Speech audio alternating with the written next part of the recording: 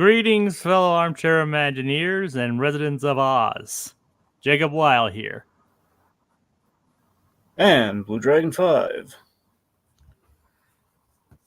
Welcome to the wonderful podcast of Oz. In other words, we're celebrating one of the most iconic and legendary American films of all time, the 85th anniversary of The Wizard of Oz. Dragon? That's right, folks. It's the 85th anniversary, and The Wizard of Oz is a hugely important film to the fabric of cinema as we know it. So, we figured, even though it's been kind of talked to death, why not give it a shot? Yep, and also it's also 85th because we didn't talk about it 5 years ago, and we didn't want to wait another 5 years to talk about it. Pretty much.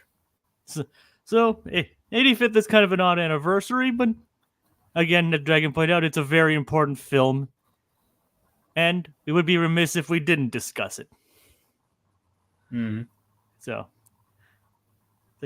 maybe we'll bring something new to the table. Who knows? Maybe we'll do it as a musical, right, Dragon? Maybe not. So, Dragon, this is why we rehearse. That's right. All right. So we already have a couple comments here. We have a couple comments from Amanda Cresswell saying, "Happy 85th anniversary, The Wizard of Oz." Yep. And as it pointed out, it is actually today, 85, as of 85 years ago, today. Like, to the day. Mm-hmm. Theme Park Priest, follow the yellow brick road. I'll get you, my pretty, and your little dog, too, courtesy of Little Blue. And God, yes, I probably would prefer the Wizard of Oz film or the Phineas and Ferb version. Probably this one. I mean, the Phineas and Ferb version is funny, but if we're talking about, and I probably would watch that more, but if I'm talking about probably a better product, I'd say this one. This film and Batman are both from 1939. As in the Batman serial, I'm guessing, Dragon? No, Batman period, Jacob. Batman, the character, was created in 1939. He is 85 this year. This is a big milestone year for him, so yeah. Well, what do you know? 1939 was a big year in general then. Yeah. The thumbnail for the Retrospective is then named for the art style. There's some Disney ones that... This is a... Dragon, do you have any idea who did this? I mean, I've seen on a bunch of like calendar, kind of things before, so I don't know exactly who. It's not Norman Rockwell, but it's kind of like a Norman Rockwell. It's like the Disney calendars they put out, where it's like this. God, it's like this painted series of, like, if you type in like Disney calendar, it'll be the first one that comes up on like Amazon or something. That's probably who did this as well. All right. Well, if anyone knows who did it, feel free to let us know who did it, so we can properly credit it if it's necessary. Right. But 1939 was a big year, especially considering the other movie this director made. Yes, a little film, kind of going with the breeze or something. No one ever really did anything with it. Oh yeah. So that film's celebrating an 85th anniversary this year too. Yeah. Yeah, it's like well, there's tumultuous history involved with both of those films. So that is true. Will we do something for Gone with the Wind? Who knows? This movie's definitely easier to sit through, though, considering it's not 3.5 hours long. So again, hopefully you guys enjoy our takes and retrospectives on The Wizard of Oz. So, shall we get into it, Dragon, or do you want to have anything else to say? Well, I mean, just, kind of get into some nostalgia we have for this. All right, why don't you start us off then? So yeah, I grew up with a healthy respect for The Wizard of Oz. My mother adores The Wizard of Oz the way I adore Batman the Animated Series. She's very ingratiated and very much entrenched in all things Wizard of Oz. She's a huge fan of it. So yeah, kind of I mean, still to this day even. So I mean, she loves the movie. So I remember, I think I saw it for the first time. I had two viewings that always stuck with me with this. I remember, like, way back back in the day when I was in school. There's like a field trip of some kind to a movie theater for a screening of The Wizard of Oz. So there's that, and then like the home video experience, where it's either via VHS tape or honestly, I think it was Turner Classic Movies, like airing a rerun of it. So that was kind of like just as a kid, those are my two main viewings of The Wizard of Oz. Are really like my introduction foray into it. Honestly, it's like one of those things. Even based on just those two viewings, it was kind of a thing where honestly, I never really had to rewatch it because it's so ingratiated, so entrenched in pop culture. It's so just kind of such a staple. It's so almost like the Godfather principle. Like you've seen it so many times, and it's been parodied so many times. You've seen it almost secondhand a couple times. But that's the thing. But also, I think it goes to show that even as a kid, just seeing it like those two specific times, they just kind of like get imprinted on you, where it's just kind of like in your bones, and then pop culture is kind of filled in the rest. Where it's like, okay, you know what happens.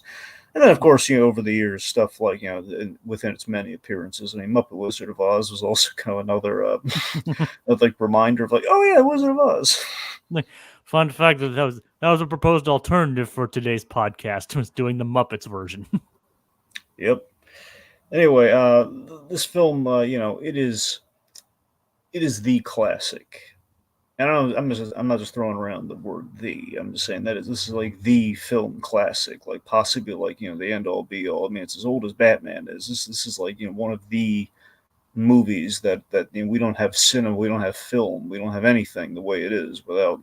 This is like the adaptation. It's like the original kind of like adaptation, one could say. I'm not saying it's like the I mean, even if it's not like the very first thing we've ever adapted, this is like the big, iconic, like memorable, like this is like one of the films for the ages, like a huge, like an actual like carved yellow brick pillar of all of cinema. That's what this film is. It's hugely crucial and important.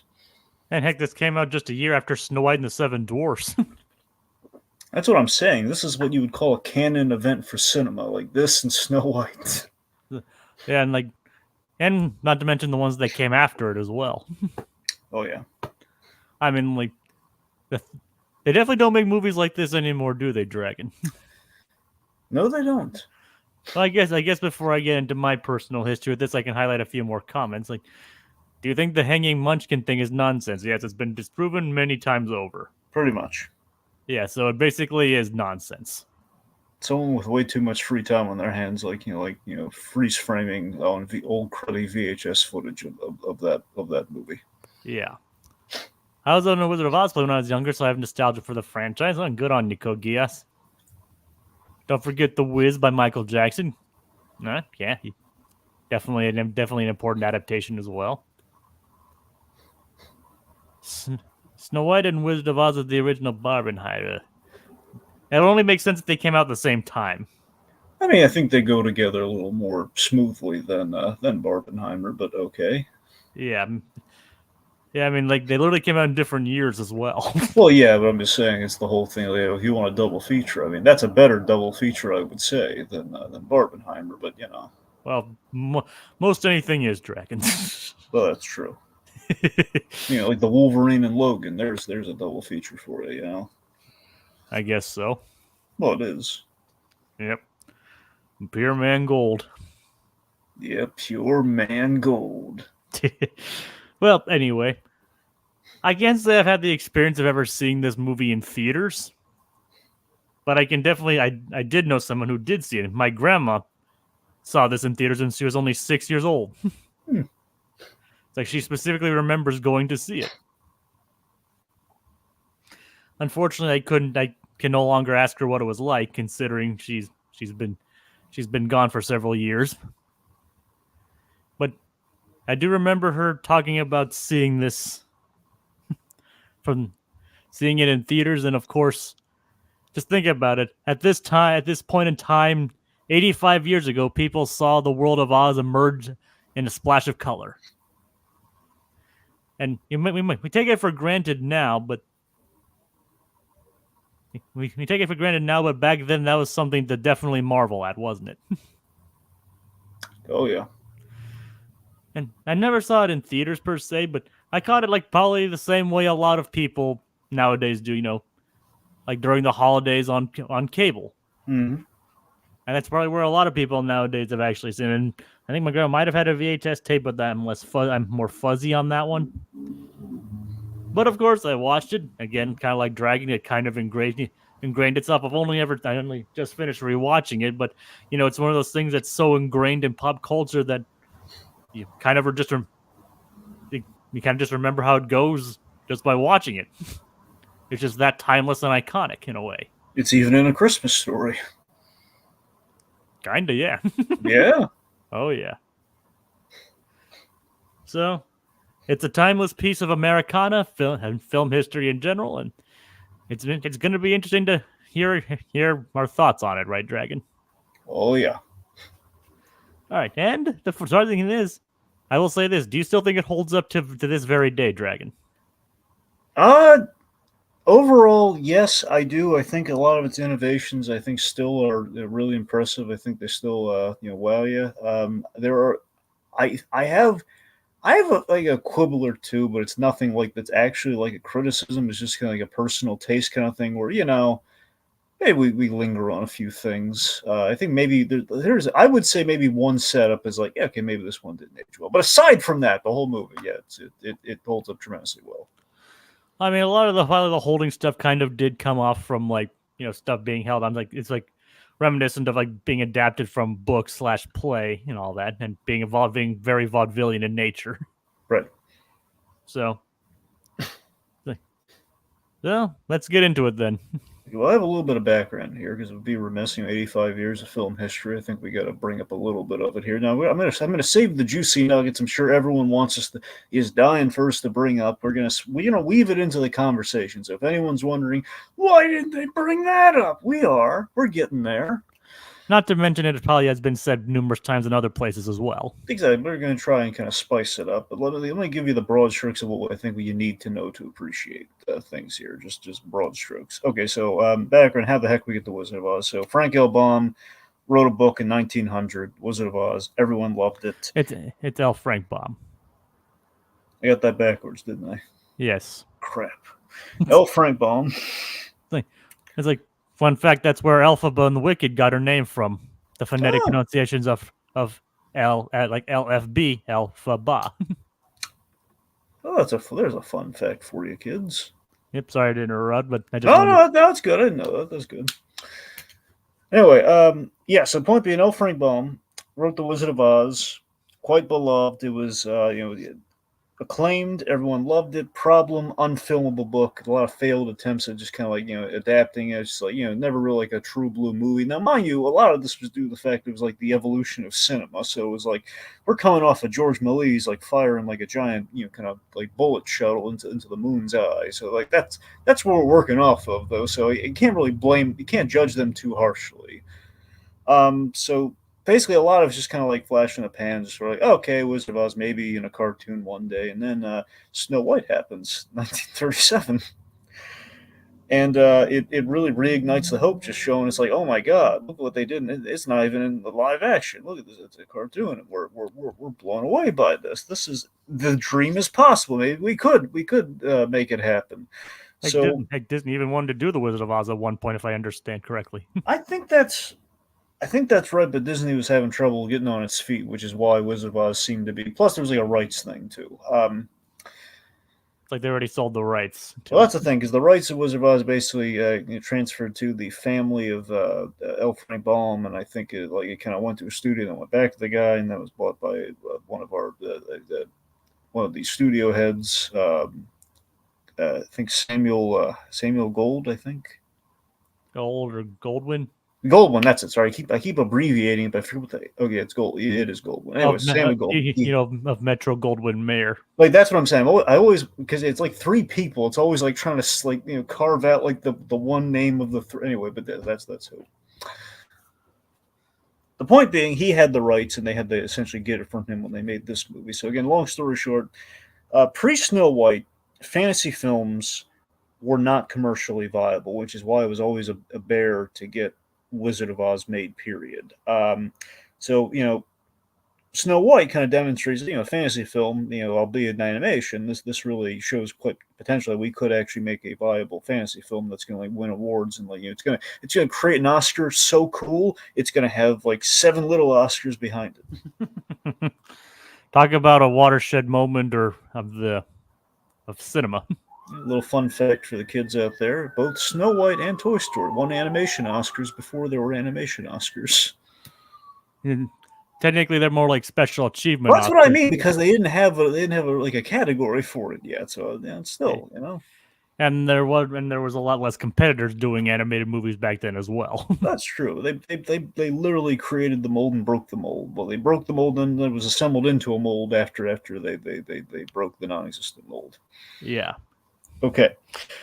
Anyway, so it was a gamble to do this movie in live action. I mean, already it was a gamble to do it, period. But doing it in live action was, it was it led to a very difficult production just to get it right. But a lot of people felt very strongly, very passionately about getting it made. So there were a number of writers, two of which, most notably, Herman Mankiewicz, the guy who eventually did Citizen Kane, with Orson Welles. Yep, with the great Orson Welles. He had Herman Mankiewicz working on this, as well as Noel Langley. Now, again, there were a lot of other writers as well and contributions here and there. There were a lot of directors. I think most notably 4 directors. You had just to kind of rapid fire through them here. So at first you had Norman Urog, if I'm pronouncing his name right, Norman Urog.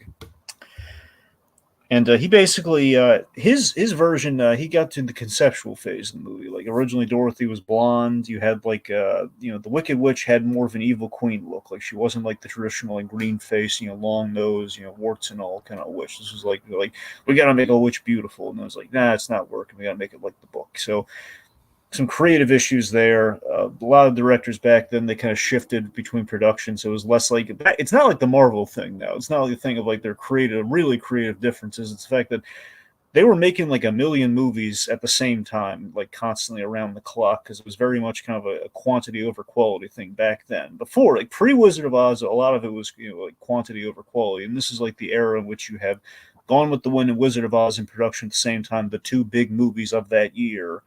And basically, they're trying to really reinvent the genre with those films. Like, okay, let's do an actual kind of let's do something kind of special here.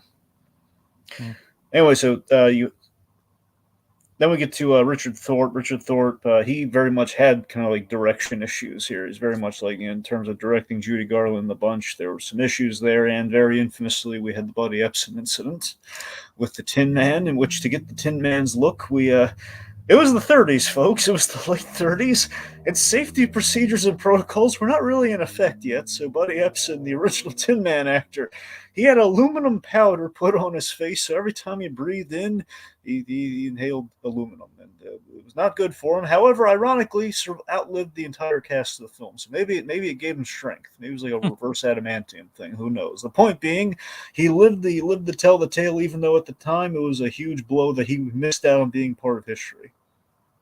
Yeah. Okay, so George Cukor, he was basically Mr. Fix-It. He didn't actually direct the movie, but he ended up basically when they put him on as director, he fixed all the problems that we had with the previous guy. He got a new Tin Man. We made the witch ugly, and we got rid of all the blonde kind of Cupid doll look on Dorothy. Made a real girl, and also we fixed the Yellow Brick Road. Then we end up with Victor Fleming. Victor Fleming, being our main guy, who had to reshoot. Basically had to reshoot the movie from Dorothy meeting her friends onward. That's kind of that was the big problem area of the movie. Everything else in Act 1 was pretty much fine, but then we had we had to recast actors, and we got to. And from what I understand, they originally had Cukor going to work on Gone with the Wind before they had Fleming take that over too. Exactly, it's like this weird kind of musical chairs between these 2 movies. They're very much cosmically linked, and again, appropriately so, given these are the 2 big films that kind of say this is what we can do with a medium. And both MGM too, and both Victor Fleming was the sole credited director on both.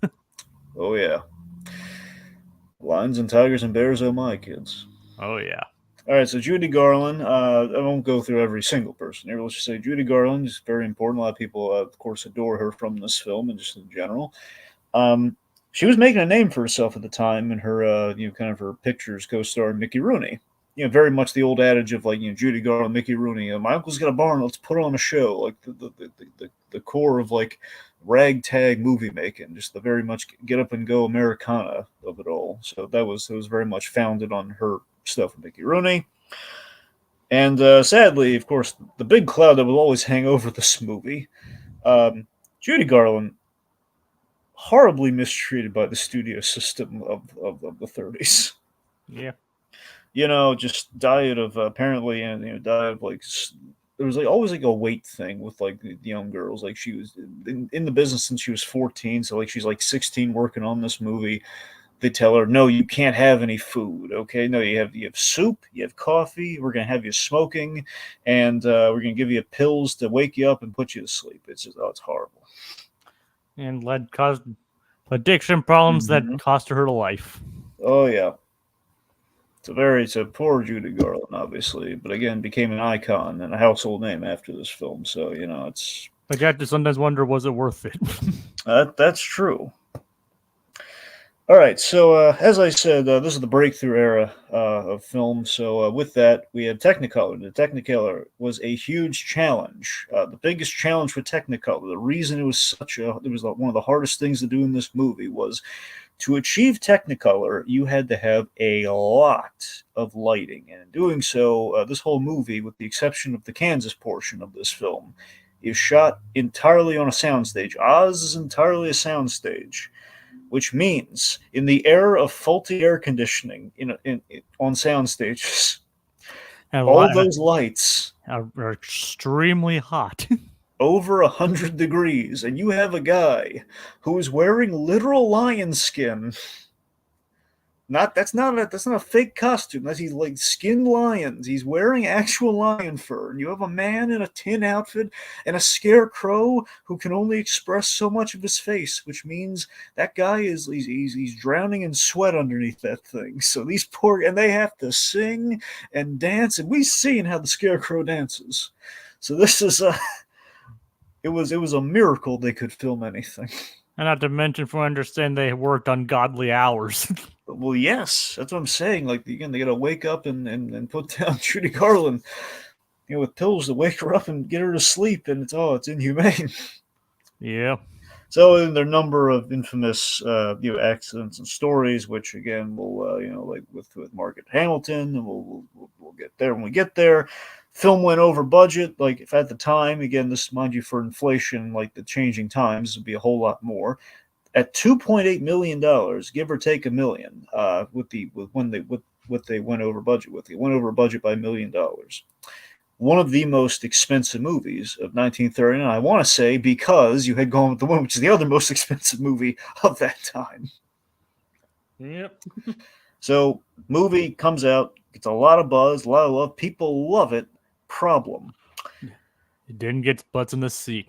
Well, there's a reason for it, though. See, the way the studio systems worked back then, and the way the ticket prices worked, were essentially is like kids went to this movie like crazy. Well, unfortunately, that means the kids get a reduced ticket price, which means they're not raking in the dough that they expected to. And between that and the fact that the way the studios worked, the theaters were tailored to specific studios. As an MGM wasn't in every theater; it was only in specific theaters that only showed MGM film. It was that early in kind of the movie business, where like literally they own, like you couldn't have like a Warner Brothers movie playing in an MGM theater and vice versa. So that cut down a lot on the revenue. So while the movie was like it got the business they expected, it did not get the box office they wanted. So there was basically they made their original money back, but they took a loss of the $1 million they went over budget, and thankfully they made it back when they eventually decided to re-release the movie. So it did eventually make their money back, but it took a long time given how re-releases were. And of course, eventually, with all the releases on cable, they more than made their money back at that point. Well, that brings me to the last point here, is that through TV, which again, this was a very new thing. Wizard of Oz was basically, like MGM specifically did this, selling a lot of their catalog to TV to air. That's that's what really saved them. That made the movie everlasting. Had the Wizard of Oz not been released on television, had it not been been like one of the first to really kind of test that out, it is unclear if the Wizard of Oz would have gone down in history or would have like kind of made the resurgence that it did. So after that, of course, we have hundreds and thousands of Wizard of Oz parodies and references, and again, the rest is history. Oh yeah. Oh yeah. Okay. Oh, so and of course, as Dragon said, we'll probably get in touch more into the background as we go through the movie. So, are we going to like go through it beat by beat, just in general, or Beat by beat, but I guess we can go somewhat chronological unless you just want to look. You can go anywhere you want. We'll just jump around, whatever you want to do. all right? So the movie begins in black and white Kansas. Yes, the sepia farm opening here. This was always one of those memorable things. This is the reason I think the movie will always hold up. It is such a memorable shift between the black and white sepia kind of look to Technicolor. Basically, if they couldn't get that one shot right, it would have like ruined the illusion of the movie. When she walks through that door and says, "I don't think we're in Kansas anymore," that's the moment where it's like, okay, the movie starts and it will forever be that's the great movie ride moment right there. That's like, okay, there we go. Oh yeah. But before we get there, we have Dorothy's adventures in Kansas. So I love the foreshadows with the farm. Teddy wants us to read some of his great comments, apparently. Well, let's see if they're any good. Now this one's okay, I guess. The movie came out a month later, and the world went to war. Coincidence? Yes, probably. That also did not help them financially. Well, to be fair, that took a hit on most American studios. That's true. Also, Dumbo kind of took a hit because of the war as well. Yeah, like Dumbo was originally going to be on the cover of Time magazine, and then the world went to war. Yeah, there's an alternate universe where Dumbo made that Time magazine cover. I would like to visit that alternate universe. Yeah. All right. So there you go. Anyway, so I love our foreshadows with the farm hands and the Mrs. Gulch and everything like that. That's pretty neat. Yep, of course. Here's a fun fact for you. So the whole dream idea, the whole idea that, okay, Dorothy is very likely, or at least the ambiguity about like, did Dorothy dream up Oz and everything, based on based on like what we see foreshadowed at the top there, like seeding all the stuff that we would see later. That was not part of the book. No, yeah, that was a studio note. And again, the fear of the fantasy film, where again, no fantasy film had ever been profitable, at least not in a major sense. So that was like the fear of, okay, look, we gotta ground it somehow. We can't just have it be full fantasy. So we're gonna, again, I think in hindsight, is actually a really good idea because I like adding the ambiguity there, and adds kind of like retroactively adds like a psychological layer to the film, which you get a lot out of, and I think is kind of given it lifeblood as the years have gone by. You can read into what's if the whole film is like in Dorothy's head, or like kind of like the whole like dream psychology thing. There's a lot of like fun things that kind of feed into it, and that kind of fed into the Return to Oz movie. Oh yeah. Which is technically truer to the original books than this movie is. Yeah. This movie is like, let's just say that a lot of stuff in this movie changed to almost towards an in-name only adaptation in some points. Yeah. But it's just that iconic where people like any other adaptation just can't live up to it. So that's the problem. Yeah, but I mean, the dream ambiguity thing. What do you think? You like it? It's like I don't really have much of a problem with it myself. I mean, I think it kind of works for it, and obviously, it's an early example of it was all a dream kind of thing. Yeah, like the early example. Of course, we get Somewhere Over the Rainbow, which is like of course, like one of like the most iconic film songs of all time. Yeah, it's beautiful. I mean, honestly, it doesn't really get like supplanted or challenged for that spot until you have like World of Pure Imagination. and of course, like if I read correctly, that was originally like thought about being cut from the movie too. Yeah, that is very true. This was very much kind of like kind of the equivalent to Part of Your World from Little Mermaid. This was very much like the studio wanted, like, no, we got to cut it. We got to cut this movie. The movie had a lot of like deleted scenes and stuff, and a lot of them were kind of lost. I don't think it was a fire, but there was a fire, maybe somewhat of a bombing or something that happened at the at MGM, and like a lot of the footage was lost to the ages. There are a lot of deleted scenes. Some of them were salvaged. A lot of them were kind of lost to the ages.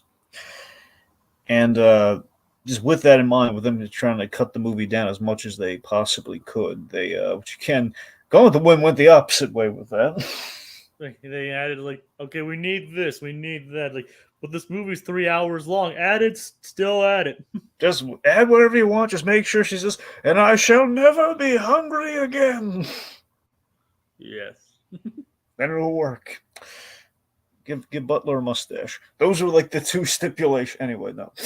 So, but yeah, so there, with all the cuts that were made, again, it was very much weighed that do we need it, and you absolutely do need Somewhere Over the Rainbow. It's the prototype. It's the prototype I Want song. You don't have the I Want songs without Somewhere Over the Rainbow. I know it's not per se, it's not 100% an I Want song, but it's essentially an I Want song, and kind of like we stop the movie for a moment to kind of we empathize with the girl, we get a feel for what our main character wants, and we and she wants something else beyond the life on her farm. Yeah. So I think effectively in Act One, we root for this girl. She wants more than farm life, and she grieves for little Toto. It's like this poor. She cares for little Toto. Yeah, Toto just causes all kinds of problems. that he does.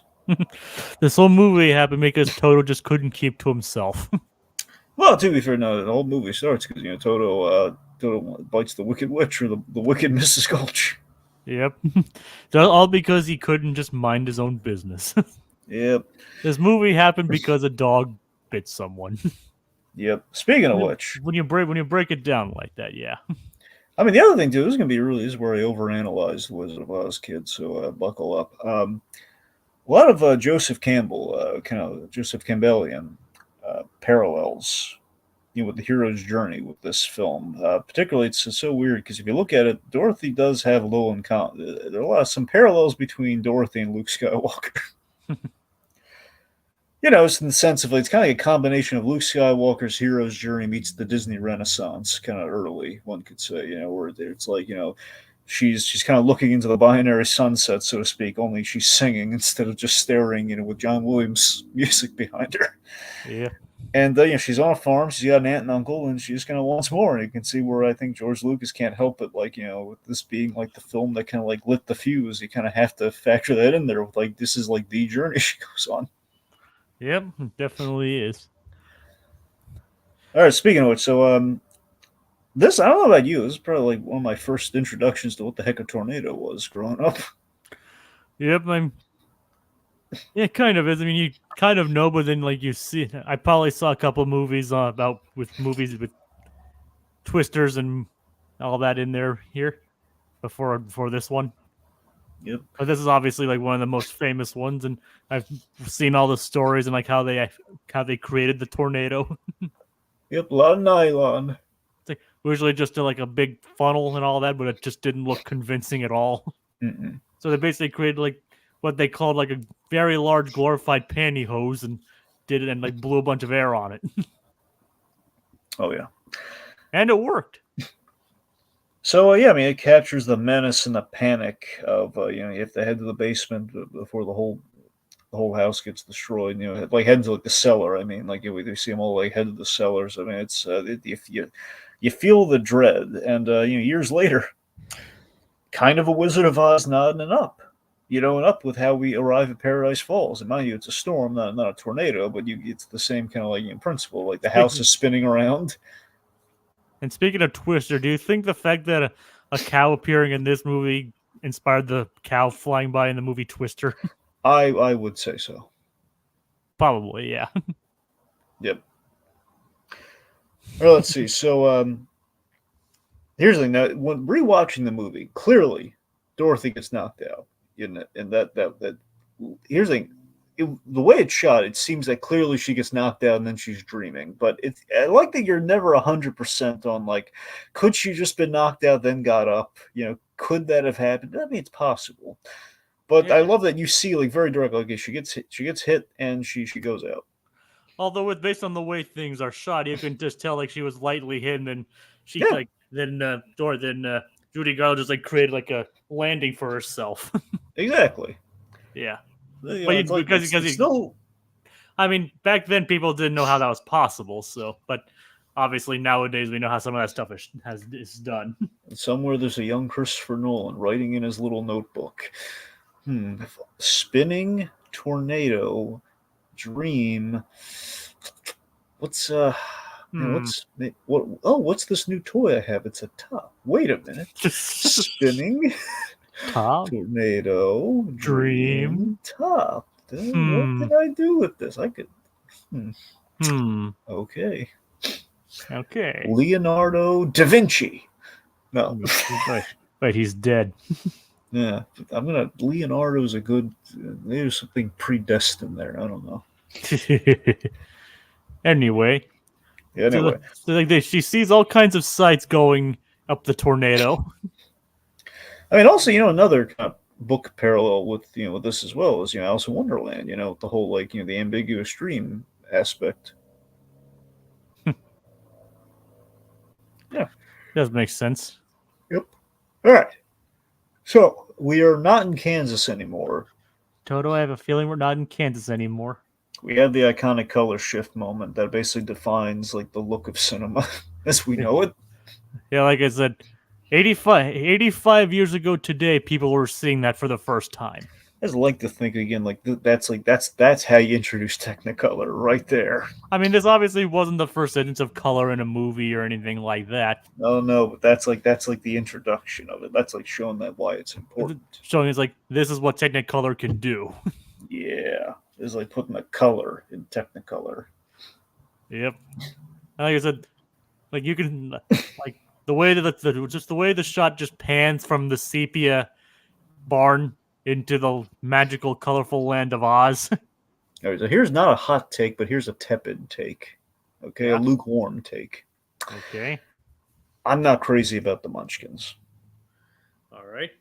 It's apparently some of them on this on the production like that. The misnomer is that all of them were like this, but apparently some of them were troublemakers during the making of those. And they had a justified reason though. They were paid. Apparently, they were paid less than the dog. Yeah, that makes sense, I guess. Which I mean, it's enough to like, drive anyone wild. But still, it's just the fact that it just feels like we really could have trimmed the Munchkin stuff. It goes on a little long. I mean, look, I get that we, Ding Dong, the Witch is Dead, fine. It's here. But bear in mind though, even that song, catchy and cute and all that, it's a little messed up. That they're getting a lot of extended joy from. Oh yeah, the witch is dead. Let's dance on her corpse. Also about Ding Dong, the Witch is Dead, Frank Drebin's and my favorite song. Oh yeah, that it is. Frank Drebin's and Jane's famous, most favorite song. Mm-hmm. Like, play it, Sam. Ding Dong, Witch is Dead. Oh god, it's still funny. It's hilarious. We all reference the original Naked Gun, but Naked Gun 2. It's like, Dragon, I think we can all handle this like the mature adults that we are. Isn't that right, Mr. Poopy Pants? All right. That's another famous line from that movie. Oh yeah.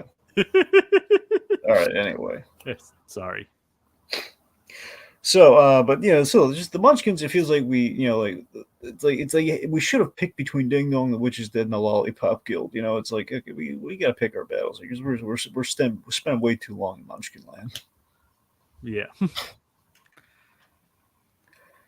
Yep. I mean, they could have. Yeah, I mean, I don't know why that was all in there. By the Lollipop. I mean, do you like the Munchkins? I mean, I don't mind the Munchkins. I mean, I don't mind them in small doses, no pun intended. But I mean, I think for the most part they're pretty harmless. But I mean, like probably, like I said, probably some of like the Lollipop Guild, as you mentioned, and some of the songs, some of the rest of the song could have been truncated a little bit. Yeah. But other than that, I think it's fine. I think it's an interesting way to introduce like Oz is definitely not like Kansas, so I think they still have their purpose. Yep. So we have Glinda, the Good Witch. Confusingly, the movie is in the Land of Oz, the original books, there are originally 2 good witches. I think it was a smart move to trim that down. Well, and the thing is, in the original novel, in the original story, like the original unnamed good witch told her to find the wicked witch and do all that, or find the wizard. And it was the good witch Glinda that told her how to get home with the slippers. In this movie, they combined them both into Glinda. Yeah. So that's how that turned out. It's like you could have just sent her home this entire time, couldn't you? Well, you know what? We're gonna get there by the end, but I think there's a decent reason for it by the end. Yeah, I know. I'm just making a joke. Well, yeah. Well, sometimes I bring that up because we also have the other thing where people say, "Man, Glinda, she is some people made the Cobra Kai argument with Glinda, where in a different light, Glinda essentially is like she might be a little more wicked than she lets on." Because I mean, if you combine like the whole "Ding Dong, the Witch is Dead" thing, where it's like, man, they're getting a lot of joy from like, yeah, she's dead, and Glinda's very unaffected by the death of her sister. It's like, well, I don't think it's Glinda's sister. All right. Well, the point being, like, the death of this witch, and just being very like all smiles and sunshine and rainbows about it. She's a wicked witch dragon. Yeah. That's the thing. There's kind of like there's like this weird Stepford wife kind of sinister, cheeky, all smiles quality to her. Yeah, I can. Well, see no, that. I'm not saying that she is like that. I'm just saying I can see where people are always kind of like, she's really all smiles amidst this really glum song about it. And there's the coroner with the death certificate in the middle of our happy-go-lucky song. She's technically dead. Yeah. I mean, kind of morbid humor for the 1930s. Yeah. All right, so we have the ruby slippers, which of course leads to one of the great visuals, like little curled up witch stockings, which is a good gag. In the original novel, they are silver slippers. Yes, and the reason they were changed to ruby was because it was because of Technicolor. Well, yeah, because of Technicolor, he's basically silver against gold doesn't look that impressive. Red against gold, that's going to pop more. That's going to look great. You'll basically always be able to identify Dorothy in every scene when she's walking on that freaking long yellow brick road. Yep. But man, it looks really nice though. The whole, it's here's the thing. It's also the ruby slippers are like a symbol of the travel movie for this. It's very much it's more cinematic. Yeah, and one could say, a little more time tested. It's a better visual than like, Lord of the Rings walking movies, just guys in hats walking. Here, that's very oversimplifying the Lord of the Rings. I know. What I'm saying is you have a great visual, kind of like here you have more of like a chipper visual, like, okay, red shoes walking. It's like the 4 friends walking, one that's got the red shoes on the gold walkway, and it's a little better than It's a different kind of fantasy dragon. Walking through. Yeah, I know it's a different kind of I'm just saying that I like that we have like a nice symbolic version of like it's a walking movie that it's all about shoes, one could say. Like, I know Lord of the Rings isn't exactly your thing, but oh yeah, look, I'm not trying to put down Lord of the Rings. I'm just saying, Wizard of Oz again, looking at a little splash of color to kind of help it soar. A little splash of color. There you go. I mean, I'm not denying that any of that dragon. I'm just saying. That's a massive oversimplification. I was saying, like, Kevin Smith's always had this hilarious way of summarizing Lord of the Rings. It's his walking movie. It's all about walking with Lord of the Rings. I mean, he has been wrong on other occasions, so there is that. Oh yeah, but yes. I mean, I know he's just joking, but yeah. No, what do you? This is coming from the guy who made yoga hosers. That is true.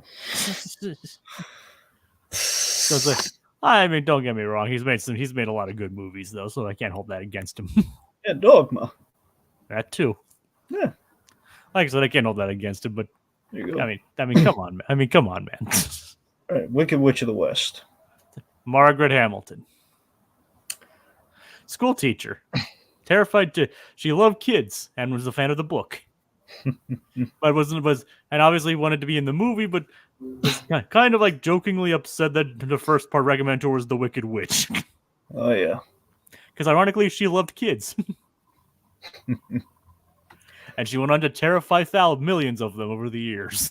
I think it's just interesting that Mrs. Gulch, she's her first act is she wants to kill that little dog.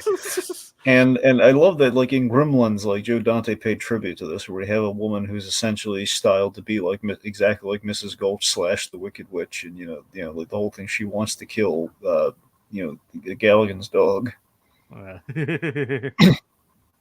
God. Yeah, let's kill Billy's poor dog. Like, and yeah, she's like wanting to kill Dorothy and her little. I'll get you, my pretty, and your little dog too. Your little dog too. Yes, like that's how you know she's evil, because she's attacking the dog. Oh yeah, it's the original John Wick principle. Yeah, well, that would have been a very different movie if John Wick was in Oz. Now, there's a Robot Chicken parody I'd love to see. John Wick in Oz. Yeah. Do it, Robot Chicken. All right. So here's something really great. So again, speaking of the whole golden, the yellow bricks and the ruby slippers and everything, yeah. I love that visually the witch is the darkest character in the film. But like we have the green of the Emerald City, but we also have just like it's like a taint. It's like you have like the green of the Emerald City, but we've tainted it in like a different shade of green. We've dressed her all in black and everything. She's like kind of like the potential. Yeah. Well, the emerald is a bright green, whereas hers is like more of like a pale, like not necessarily a pale green, but like a dark, almost sickly green. Well, yeah, but you see what I mean? It's the idea of like we take something that's a little otherworldly or like potentially the best of Oz with the green, the symbol of the green, but we've darkened it and kind of like polluted it with the witch aesthetic, And again, this is like the witch. This was like the definitive witch look in pop culture. Oh yeah, which is especially interesting considering it's not the way she was in the book. She wasn't green in the original novel. Yeah, but obviously became an enduring part of pop culture. I mean, even look at Spirited Away. Like even influencing things, as you mentioned, like Spirited Away. Every time it's like an evil witch in media, like they're likely going to be green. Looney Tunes, Witch Hazel.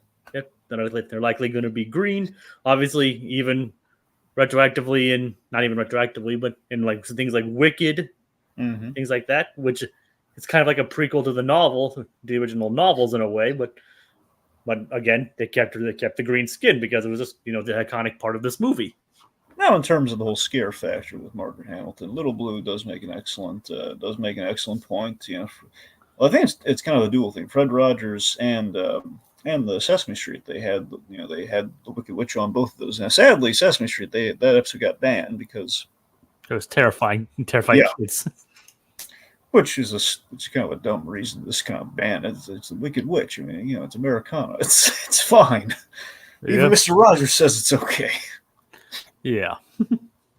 Anyway, but yeah, the whole just the fact that it was really nice that Fred Rogers had her on there to kind of show kids the difference between what's going on the movie screen versus real life. So yeah, that's good. Yeah. All right. Anyway, so so infamously, when they're shooting this, the witch's big iconic exit of the whole, I'll get you, my pretty, and your little dog too. She goes down. She vanishes in a poof of red, intimidating smoke, and then a big old fireball. Now, and the makeup was flammable. Yeah, so this is very dangerous, and again, no safety procedures in the 30s. Again, it was the 30s. They probably didn't know. Yeah, either they did, and it was poorly timed. So. And there's a more egregious one later on that is definitely more of a retrospect kind of thing that they obviously had no idea at the time that it would be so dangerous. Yeah, we'll get there, but real quick. So what happened with Marg Hamilton is that they did rehearse it a few times, but I think it was like the third or fourth take when they shot it. The timing was off, so her hands or it was a small trapdoor like between the size of her and the trapdoor, and she went down. She went down, but the fireball went off too early, and going off too early while she's like trying to go down, like her hands are kind of extended a little bit. her hands and her face got second and third degree burns. So that put her in the hospital for a bit. And the flammable makeup did not help. Yeah. They were lucky she came back, frankly. Yep. And she refused to do any more fire stunts, which led to her stunt double, and she didn't do that great either. What happened to her stunt double? Oh, you never heard what happened to the stunt double? I heard something about the Surrender Dorothy thing, but Yeah, so that's the thing. So when she's riding her broom, riding Surrender Dorothy in the sky, apparently I forget exactly the specifics of what went wrong with the stunt, but essentially, it was either fire or just like basically the smoke machine on the broom that's going off, and they're doing like the rear projection thing, like the smoke is coming out, and there's like some, mind you, there were shots of that they could not put in there because they only shot it once with the stunt double, and the stunt went wrong, so they really just couldn't use it, so they pretty much only used like the rear projection shots, which had Hamilton in them. The stunt double, I guess they kind of attempted a little bit of from the side. And when they did that, like I guess the broom kind of like the kind of the smoke effects probably, I guess, essentially kind of blew up a little bit. And in doing so, it caused wounds that embedded like an inch into her thighs. oh, So I don't know if it like fully blew up or not, or it's just like because the thing heated so much. But the point being, like whatever happened there, like whatever she was mounted on, I think technically it blew up. I think it was like bits of shrapnel. I think is what happened. I think it like an inch deep wounds. So yeah, it's a miracle this movie even got finished in the first place, as it seems. that is true. Like all the behind the scenes, like writers, directors, all the special effects stuff. It's a miracle this movie got put together and turned out as well as it did. Oh yeah. I mean, that's a testament to what they were doing, I guess, but that's a testament to the craft. Mm-hmm. Like, and of course, even we'll get to the Surrender Dorothy thing, but retire Cher. you know what I'm talking about, right, Jack? Yeah. Like, I saw that and I was like, wait, I was like, I remember that from Family Guy. Look what I found. Very nice, Peter. All right. Sorry. Anyway, fun. Another kind of thing with the witch is that technically she was like the only. Is this an actual fun fact or just an actual or? No, or it's an actual. This is like this. I think it's kind of fun, but it's like a fun, ridiculous kind of fun. Not like a fun fact as in like, oh, the Wicked Witch caught on fire. Did I? I don't think I used fun fact. For that. I know. Well, no, I'm just saying that's a lot of what our facts have been this time. No. This one's actually kind of like this, more like, oh, people are so silly kind of thing. All right, I can work with that. Like the one criticism that was against the film, like the only thing that actually kind of like didn't help with the box office of the film, said the Wicked Witch is too scary. It's like, well, she's the Wicked Witch. It's wicked. She's supposed to be scary. Yep. If the people back then would not survive some of the stuff you see in G-rated films today. Yeah, this is the whole thing of like Psycho, being like R-rated, where today's desensitized culture, it's like, well, that's R, that's an R-rated movie. What are you, nuts? Like different times, Dragon. Different times. Yeah. Anyway, so basically, the Wicked Witch's whole desire is she wants the power her sister possessed. The red slippers. Yeah, she wants good footwear. Yep. Yep. And they they would add a little bit of color to her look. I mean, it would, yeah. I mean, green. We give her kind of a happy-go-lucky, scary godmother look, maybe. Who knows? I mean, green and red do go well together. They do. There's a Christmas special for you. Yep, Oz Christmas. Yep. Or Ozmas. Yep. Anyway, It's a Wonderful Oz. That too. It's a Wonderful Wizard of Oz. Which is the official name of the original book, by the way. Yeah, I know. So again, technically a Christmas story. Yes. Kidding. Yeah, I know. All right, so the Yellow Brick Road. I think one of the reasons the movie's kind of stood the test of time is that the Yellow Brick Road concept, like follow the Yellow Brick Road, is something just so simple and innocent about the plot of this film, where it's like, okay, so walk the Yellow Brick Road, you get up in the Emerald City, and just ask for your way back. It's like pretty straightforward in terms of like what the goal is there and how to achieve it. And then she gets to forks in the road. Yeah. Fortunately, she finds help. Yeah, so we introduce our pals here, so I guess they kind of go through them here. So the Scarecrow, her first friend, very importantly, which I would argue is why she'll miss him most of all. Based on Hunk. Yeah, the farmhand, played by the wonderful Ray Bolger, who again is a regular Fred Astaire in terms of his physicality. The guy's great. And that's why they had him do all the dance moves. Mm-hmm. Unfortunately, they trimmed down his dance scene, which is just crazy to me because they went on a little bit longer. I knew they cut out some of his best stuff. Like I don't know if I forget if Bob Fosse was involved or not in that, or someone like that. But basically, I think it was Bob Fosse if he was the guy. Helped kind of helped stage a lot of that, and they ended up getting cut. There's like a whole extended like the thing with the pumpkin, like they trimmed down like considerably. You saw like where the pumpkin came from, that he's like kind of bouncing and jumping over and all that. That's too bad then. Yeah. Anyway, so poor guy stuck in a field, and I love this. So you have the Scarecrow who feels like a failure. He's not scaring the crows. I love that he actually moves like a scarecrow. We have like the whole bales of hay falling out of the guy. He's falling to pieces. Again, very good makeup for the time.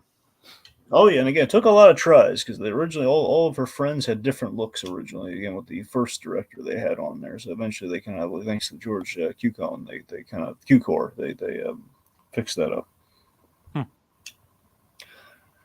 But yeah, I just love the fact that you have this very pitiable kind of scarecrow who's just he's kind of stuck and strung up, and he can't really scare anyone. He feels like if I were smarter, I could do better at this job. It's the best thing with Dorothy's friends, honestly, with all four of our characters, they all have very human and universal desires, wouldn't you say? Yep, wanting to be smarter, wanting to have more heart and being less apathetic, and of course being more courageous And wanting to go home. and desiring a place to belong.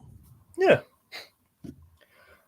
And again, I like that the Scarecrow very much connects to the farm, which we kind of saw earlier. So again, there's a little big touchstone there.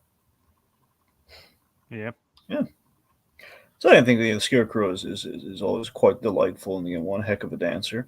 And then we have here's I will argue the most underrated of the three, the Tin Man. No one ever gives the Tin Man credit. I really like the Tin Man. I like the Tin Man as well. It's like he just wants to feel things. He wants to have a beating heart. Yeah, but I mean, and that's probably one of the reasons why I believe the Tin Man was expanded upon in Wicked. Like all of them were kind of expanded upon in Wicked, kind of.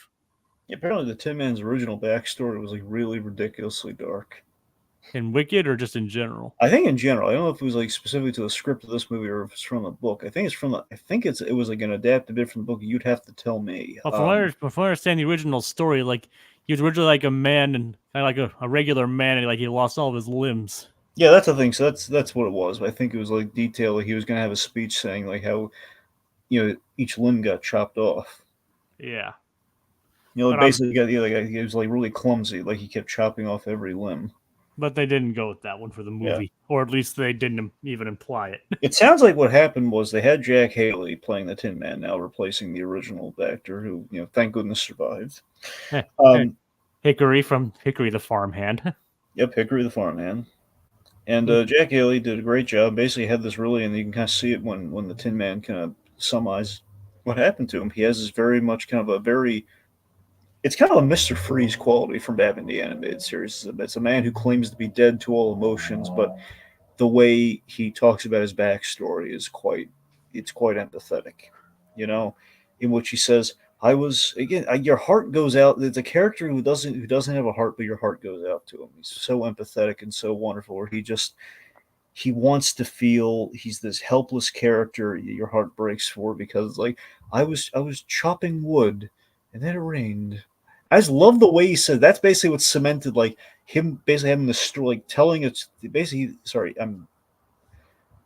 what happened was he basically said the way I want to play the part, the way I see myself playing this part is like when I come home every night, I tell my son a bedtime story, and that's essentially how he played it. He basically said the backstory as if he were telling a child a bedtime story. And I think that came through perfectly, and I think it really adds like that dimension to that character. I rust in the rain, which is something really nice and unspoken. Where he's just this Oz resident who's kind of lacking something, and he has the best thing about this character is that he is the opposite of the Scarecrow, in that he's all limitations. Where the Scarecrow is like, aside from the hay falling out of him, the straw falling out of him, he is he has limits to his movements versus the Scarecrow. I always thought that was paired those characters so well together. And he doesn't even wish for that. He just wants a heart so he could actually, emote and feel things. Also, we should mention the scary trees. Like that's how Dorothy gets her apples. Yep, well, that's how she also meets the Tin Man. They're throwing apples at her. Oh yeah. And if you think about it, that's an early example of Scarecrow being smarter than he seems. Mm-hmm. It's like Ivan. His basics are that he had an idea to trick the trees to throw apples at her. So in a way, that's an early example of him actually having a brain. Uh-huh. All right, then we have the Cowardly Lion. Who's like, I kind of love how he he's like this guy from the Bronx or from Brooklyn, kind of. It's like, oh, why I oughta, I'll fight you. So Bert Lahr, very much the funny standout of the movie. AKA Oddly Zeke, though, AKA Zeke the farmhand. Yeah. I'm trying to make it obvious. Yeah. Anyway, so Bert Lahr, very much a standout. I will argue this though. Standout comedically with the performance and everything. Everyone loves the Cowardly Lion because cowardice is funny easily. Depending on the situation. Rarely is cowardice not funny. Yeah, cowardice is funny. Fear is not, I guess. Well, there you go. Anyway, his song not as memorable as the other two though. If I only had the knife. Yeah, if I only had the knife. It's fun. Don't get me wrong, but I'm saying not as catchy as if I only had a heart or if I only had a brain. Yep. Anyway, if he gets he got a lot of memorable parts in it. Oh, of course. Made up for it. I'm just saying I don't think it's as catchy as the other two, but it's fine. Noive is good. But anyways, of course, the introduction to the Cowardly Lion, lions and tigers and bears. Oh my! Lions and tigers and bears. Oh my! Yeah. Yeah. But I love his introduction that he's all bluster because he's scared, and it's kind of the bully lesson, which is appropriate to Buford's casting of him in that one Phineas and Ferb episode. Yeah, but in case he was the lion, tiger, and bear hybrid. Yes. Which need I remind you was an actual thing from the book. Yeah. So they did the research on that episode. But still, I love just the fact that he's all bluster because deep down every bully is always kind of afraid of or trying to cover something up. Where this guy is very much like the moment Dorothy stands up for Toto and just kind of slaps him. You didn't have to hit me. I didn't bite him. The only difference is that Buford didn't want courage; he just wanted a sandwich. Yeah. Maybe in this, I don't think a sandwich would have helped this Cowardly Lion. What might have calmed him down if he were crying. Here, have a sandwich. Oh, good, thank you. That probably would have helped, but unfortunately, they didn't have a sandwich.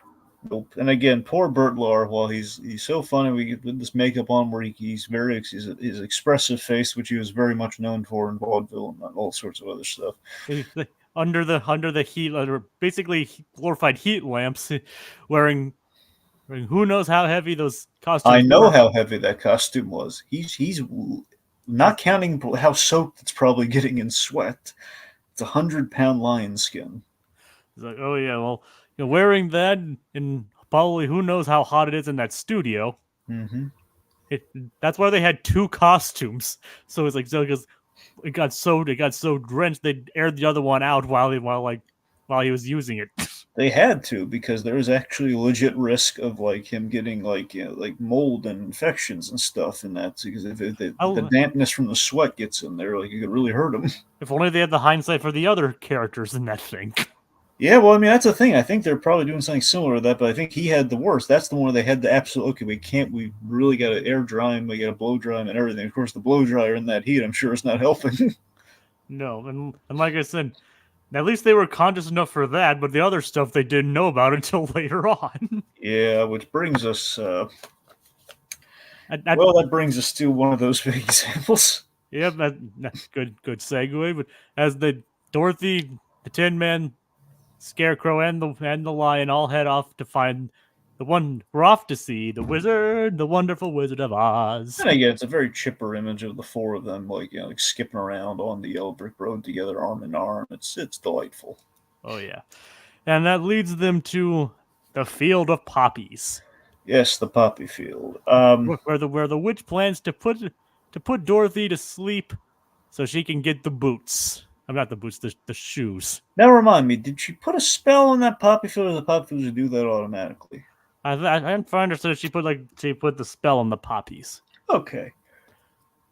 And then, so they all four of them fall asleep due to the poppies. Well, no, not all four of them. Only the human ones of the bunch. Yeah, except the Tin Man. Well, no, that's the thing. The Scarecrow didn't fall asleep. That's the thing. Only Dorothy and the Lion, because they're biological. The other two did not. All right, fair point. Yeah.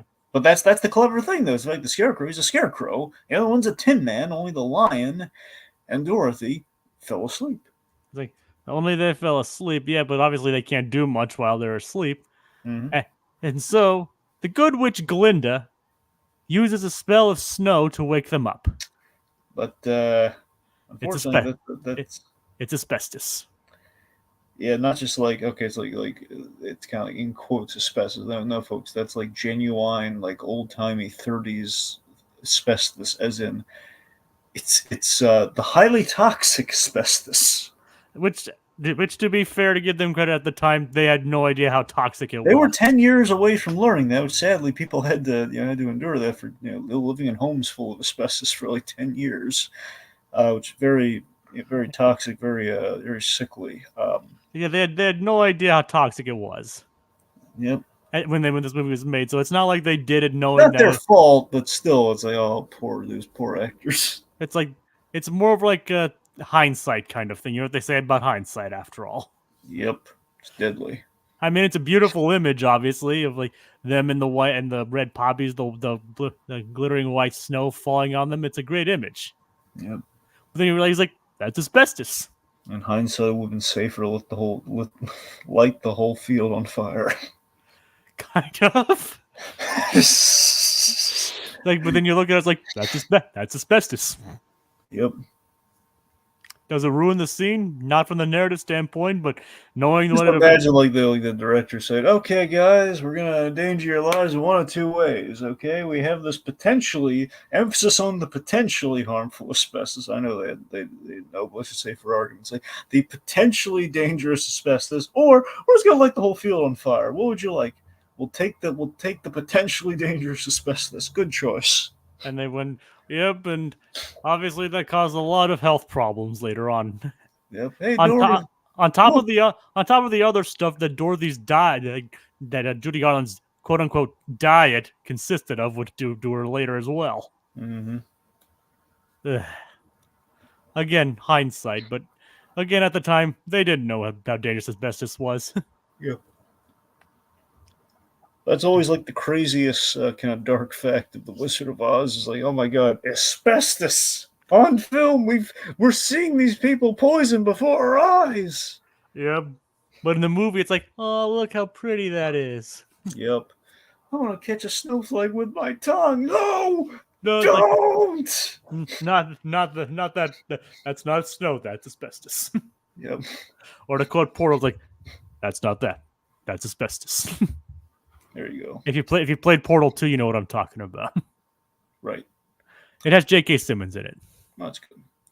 All right. So, and one of the funniest lines is him talking about, that's not a test. That's asbestos. Or something along those lines. Yeah. Anyway, you'd understand if you played the game. I gather that, Jacob. Have you played? You haven't played the game, I take it. No, I haven't played the game. You should. It's great. All right. Anyway. But yeah, asbestos looks pretty, but in hindsight, obviously did a lot of harm. Anyway, asbestos bad. I think we nailed the point there. What I want to get to, yes, is I love the moral there. Because essentially, I know the Wicked Witch. I now know which definitely she passed the spell on it, but still I like there's kind of a moral there of like no shortcuts. Like Dorothy was told, follow the yellow brick road. They get excited, they see the palace, and they run through the poppy field. They should not have run through the poppy field. Had they not done that, it would have been fine. They would have saved themselves the asbestos. Yeah, yep, I guess it would have. But again, it's like kind of a good moral there, like no shortcuts, or else you might not wake up. With asbestos. Or you'd wake up with asbestos. Yeah. All right. So, the Emerald City, great location. I love the Emerald City. I love the use of green. The sign gag's pretty funny. So this guard. So we have the guard. The funny thing is, you can tell like back then it'd be harder to tell because of the way the cameras and projectors were. But here you can kind of tell where things are like mats and background paintings and things like that. Oh, it's tons of matte paintings. Yeah. So you can kind of tell where they are. But back then it would have been incredibly difficult to tell. I love that the Emerald City from a distance looks like the Fortress of Solitude, only green. Like, I wonder if that was like an intentional thing that Superman pulled from. Well, I mean, it's kind of funny that this always bothered me with the Donner Superman. It's the fact that he throws a green crystal, which is kryptonite. Well, yeah, that's the thing that always bothers me. Well, you think, wait, is it kryptonite? Like, no, it's not kryptonite, but still, it's like, well, that's gonna be really confusing. We're gonna introduce like green crystal like rock later on. Yep, yeah, kinda. Anyway. So I'm just wondering. The Fortress of Solitude was not an early Superman, was it? Well, it was. I don't think it was there from the start, but eventually, it's like, for example, Wayne Enterprises didn't happen for a few years in the comics, so it's like like some of the just the fact that Bruce was a millionaire. I think he was just rich and was like, I think it started off as like inherited wealth, and then we said, okay, well, what's he gonna do with that wealth? Or like, what's a viable reason he would have it would keep coming in? And then he owns a business. Mm-hmm. And that makes sense. So it's like one of those things where I suspect I don't think it was far off, but it might have been maybe it's either the 40s or the 50s. I know we had the fortress in the 50s. I don't know if we had it before the 50s or not. All right, then I wonder if it was in some way inspired by the Emerald City. That's true. It's possible. At the very least, well, that's the thing. Here's the thing. If we had the fortress in 38, which I don't think we did. Plus, here's the thing. I'm gonna go this far. We very likely did not have the fortress in 38 because Superman didn't fly at first. Yeah, but like thanks to like the radio plays and the Donner films. Not the Donner, the Fleischer. Well, Fleischer, yeah, Fleischer. Yeah, there you go. Yeah, thanks to like the combined efforts of like the radios, like some early comics where they were drawing mistakes, and the Fleischer ones. So I'd say if I were to pinpoint off the top of my head, it would be after Fleischer Superman is when we got the Fortress of Solitude. Would be my guess. Because we're not going to the fortress, and he has to be able to fly to go to the Arctic. Yep. Instead of just leaping over very tall buildings. Yeah. Otherwise, he's got to travel like the Ang Lee Hulk. Yep. Like, apparently, I don't know how true that is, and we could they drew him flying because I think him leaping all over the place would look ridiculous. Yeah. And flying looks awesome, so there's that. Up and away. There's a lot of fascinating stuff we could talk about with Fleischer Superman, but probably another time. Anyway, so the Emerald City, here's a fun fact. We have the same actor playing the guard. 4 roles in this movie. The door guard. And the wizard, and Professor Marvelous. Professor Marvel, sorry. Yeah, just Marvel. Yeah. Oh, yeah. So, which is what Kevin Feige calls himself behind closed doors. He's like, I am Professor Marvel again. Kevin, what are you doing? Nothing. He has a whole like wall of hats, and that's like he puts on like the professor head. And the cape. Yep. Like, Kevin, were you wearing the cape again? Hey, shut up. It's like, do we need to get Dave in here?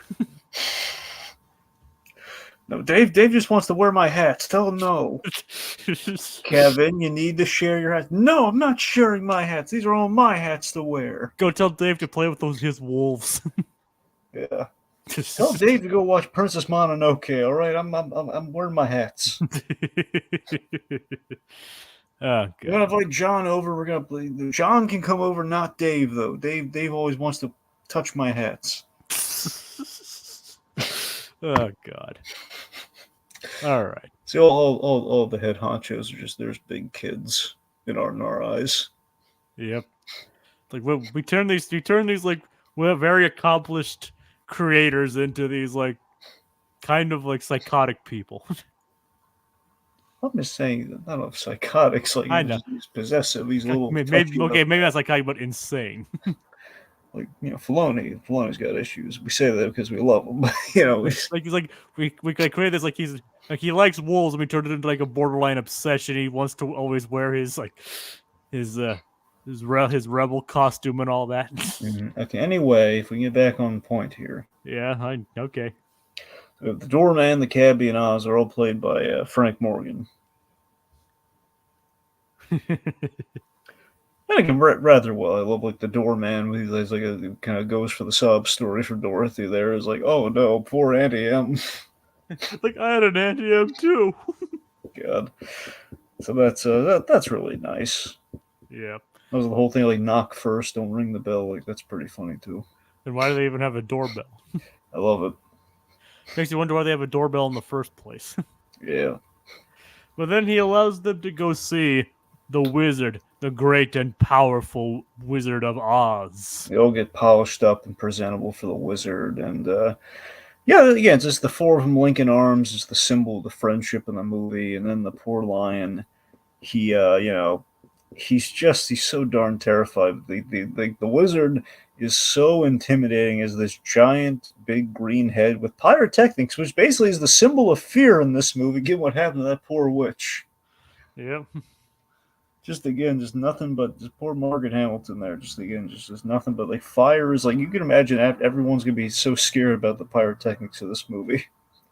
Especially, I would imagine, especially Bert Lahr. Like I'm so flammable right now. Yep, and it even comes into play later on too. Well, also I guess the Vogler too with the whole like oh god I'm made of straw. Yep, I'm burning. Oh god. Anyway, so the wizard's putting the fear of God into him. Like, how? So you want a brain, the heart, you piece of scrap metal, and then the lion, just like again, this I find so endearing, and this is why Judy Garland's so great in this role. Okay, the lion passes out from fear, and Dorothy, okay, that's enough. She stands up to this big, giant, demonic wizard head. And like, how dare you make him faint? Yeah. Which is just, he's scared. How dare you do that? Just really, you should be ashamed of yourself. I love how she gets in. I should also mention Ray Delisle adores Dorothy and Judy Garland in this movie, and she's a huge fan of them. She's actually voiced Dorothy a couple times, like in the Tom and Jerry, Wizard of Oz adaptation. Yeah. So she, she's a huge fan of this movie, and this is the kind of thing where you can see Great Oz. This is what she digs into with the Dorothy character, like her like standing up and having like the whole like Annie M kind of thing about her. She's like a simple farm girl put into this, but she's a real stand up farm gal. Yep. Right. Which is nice. Yeah. Thankfully, her aunt and uncle do not get burned alive. Which apparently is a real fear that could have happened on this film. Seems like it, yeah. All right, so here's something I've always kind of questioned with The Wizard of Oz. There are many adaptations that kind of shortchange this at times. I don't blame them for shortchanging it. It does beg the question, like, do we really need it? Where we send them on a quest to get the witch's broom. And then he will grant their wishes. Yeah, I think a lot of people, the shortest version of Wizard of Oz is they go to the palace, the wizard scares them, and probably Toto would just do what he does here. He would just, he pulled the curtain back, which, again, does not happen in the movie, but it's like, if you need to shorten the movie, that's easily the best way of doing that. But again, then you have no, no resolution for why the witch is so terrifying. Anyway. Yeah. So we have our quest to grab the witch's broom, which basically you have to kill her to get it, which, again, is the morals of this film is like, hey, abdicating murder for favors here.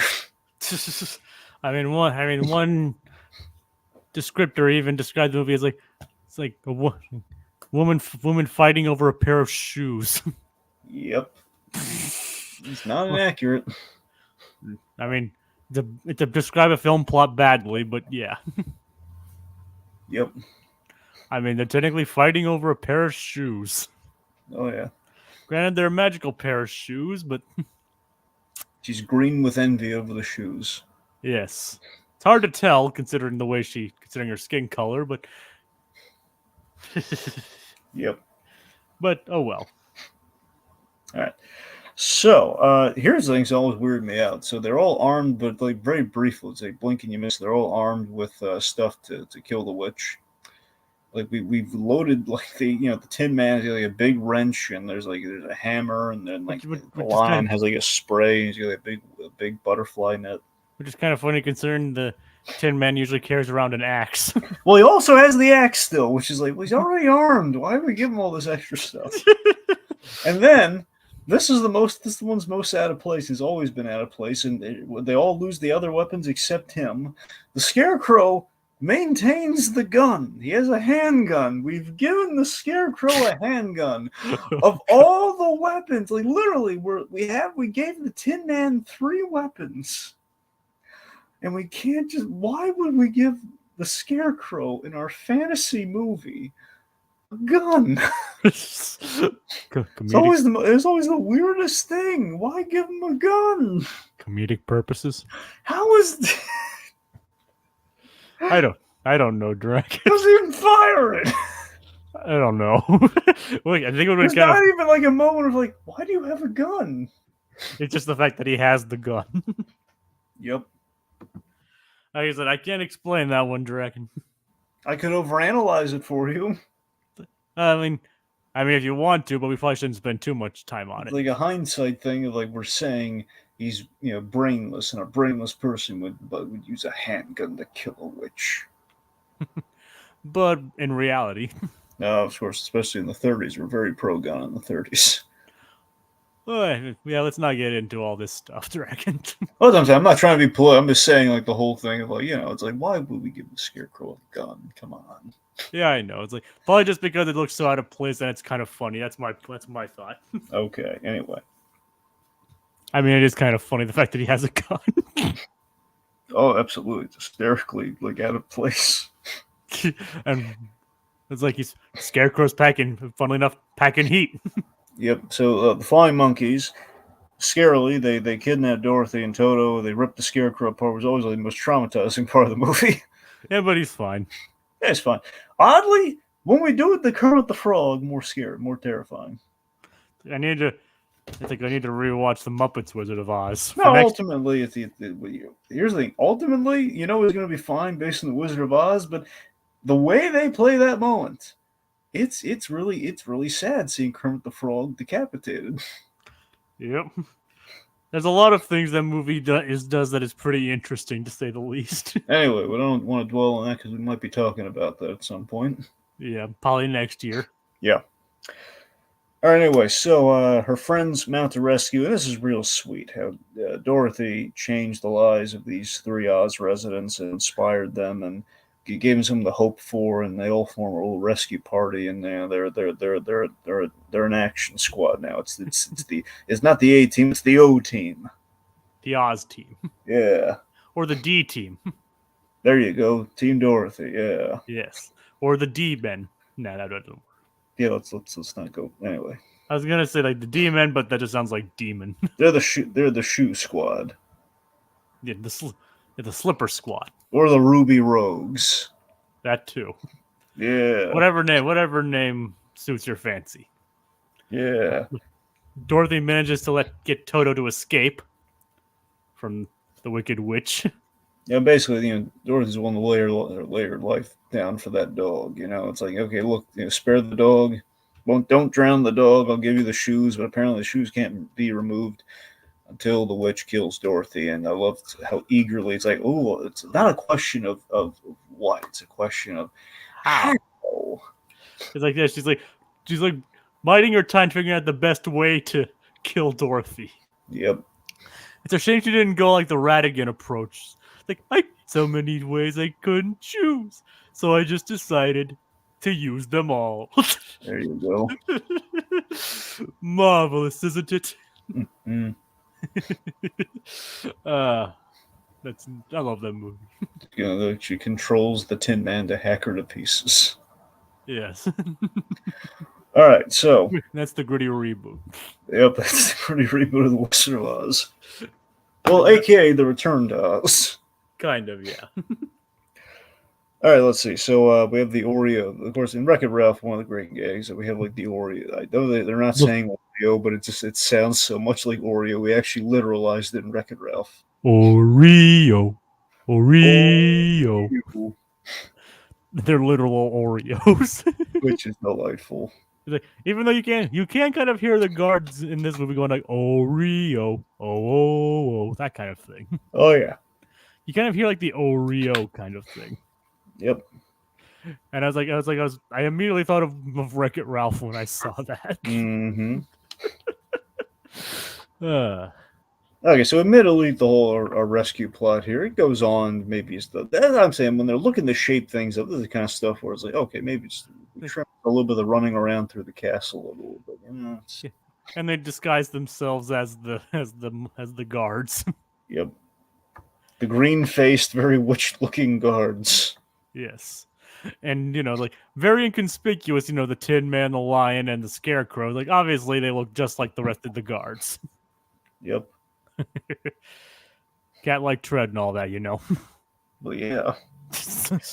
Anyway, so they all reunite to save Dorothy. It's a really nice reunion. It's like, Dorothy, we gotta go.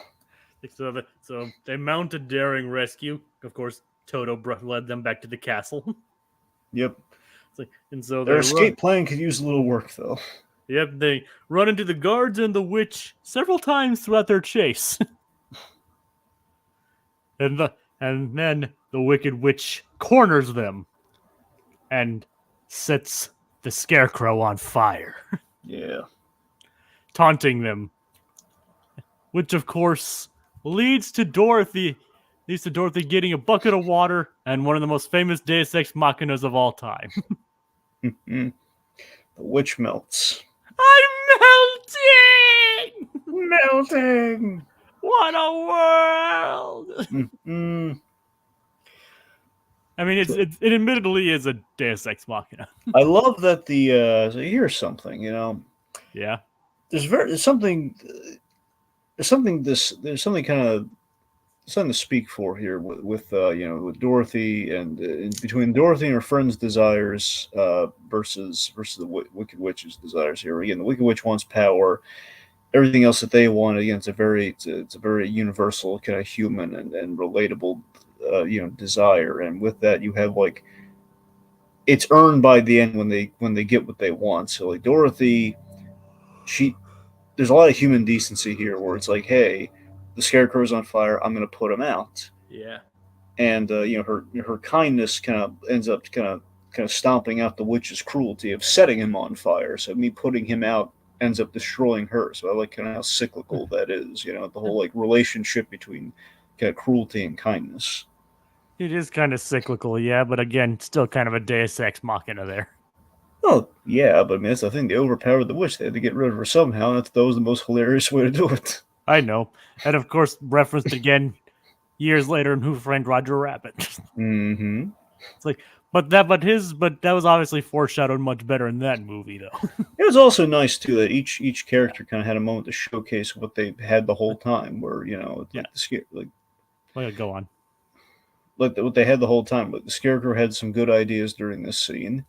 The Lion had the courage to kind of go along with it, and the Tin Man cuts a rope. So yeah, showing courage, knowledge, and bravery. Yeah. All right, so they bring the witch's broom back to Oz, and the wizard says, come back tomorrow. I love this. I love the logic here where he's saying come back tomorrow because he has to think like, okay, how am I gonna give them what the heck they want? How am I gonna give them anything when I'm just a big floating head? It's like so, and so it's like, do not pay no mind to the man behind the curtain.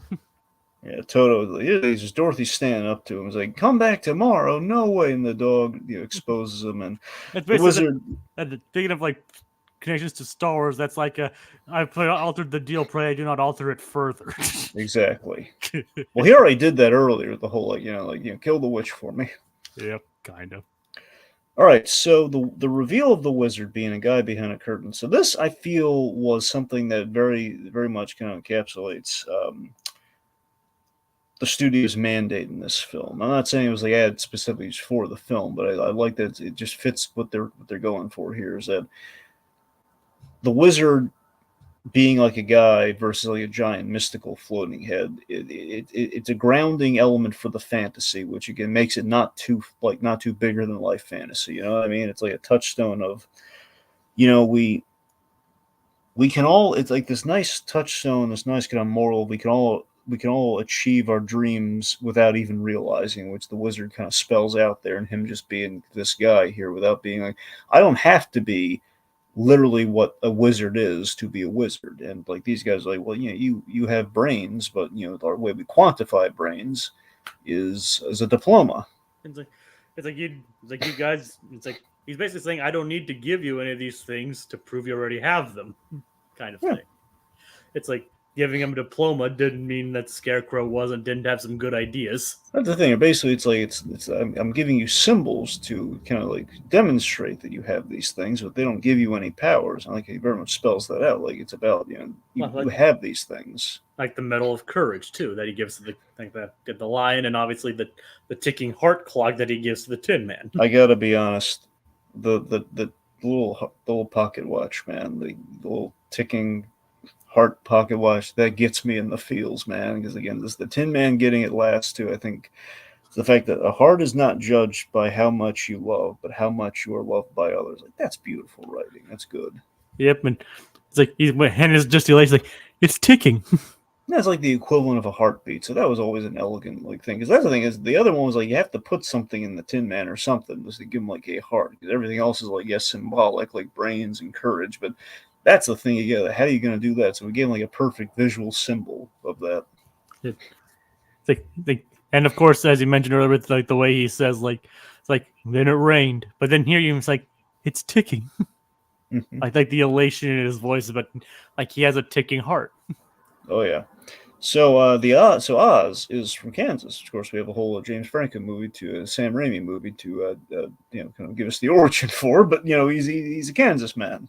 And to be fair, that part of that was kind of hinted at in the original books and stories as well.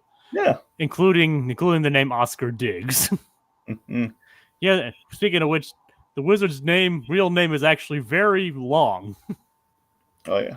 Do you want me to say it, or do you just want to? If you have the ability to say it, I'd say go for it, man. Oscar Zoroaster Fadrig Isaac Norman Henkel Emmanuel Ambroise Diggs. Nice. Yep. Not crazy about Diggs being the last name, but I mean, I didn't come up with it, and neither did Sam Raimi. That's true. I will say this though, no one, only because one of the earliest things I actually talked about YouTube, one of the earliest things, I did a discussion on the Wizard of Oz. Sorry, Oz the Great and Powerful, more accurately. Sorry. In conjunction with Wizard of Oz, it was mostly directed towards Oz the Great and Powerful, and I like that movie. I do too. No one really does, but I enjoy it. I mean, I like it too. I know that I'm saying collectively, people usually are always poo-pooing like Oz the Great and Powerful. That movie's got a lot of redeeming value. I like to think. I still have it on DVD. It's kind of nice to see Sam Raimi just kind of bring a little bit of old school kind of charm there. Like trying to kind of replicate, even if maybe it's the varying degrees of success. But I mean, for every wrong thing people might say was in that film, I think there's like an equal amount of right that he did there. Like the opening of that movie is great, I think. And it's just a shame that it's not on Disney Plus. Yeah. The Oz rights are kind of tricky like that.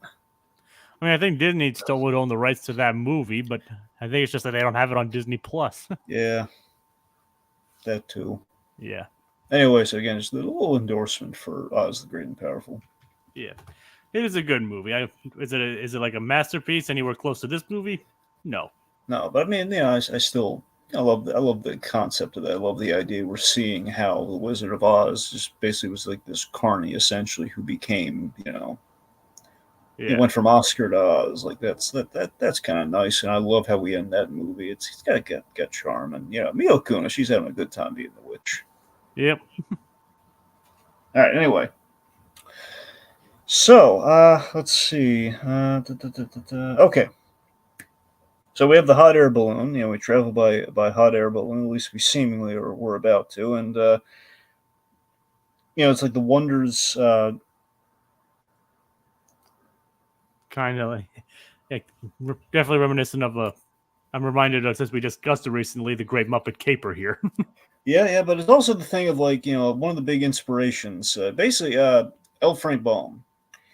He's had a very exciting and adventurous life, and there are a lot of really great. Again, I don't want to bore you to tears. I'm telling you about all the things in his life that kind of inspired all these moments in the Wizard of Oz book. But like for example, like Oz is like is a file cabinet. That's where I get the name from. Yep, I knew that. And the fun fact about, speaking of like the coat from Professor Marvel wore, that's the coat that L. Frank Baum wore. Mm-hmm. like they decided they bought it at like an auction, at like a thrift shop, and only to realize that when they inspected it later that it actually belonged to L. Frank Baum. Yeah. So in a way his part of L. Frank Baum is immortalized in this movie.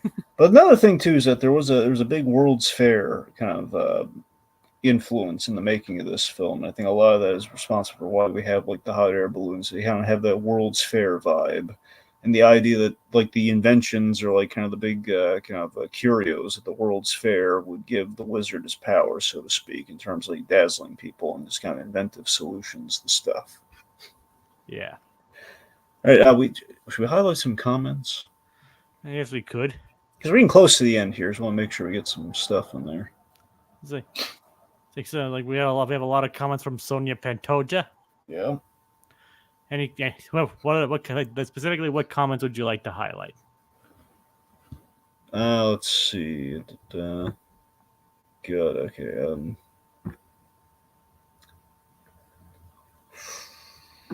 Let's see. Okay.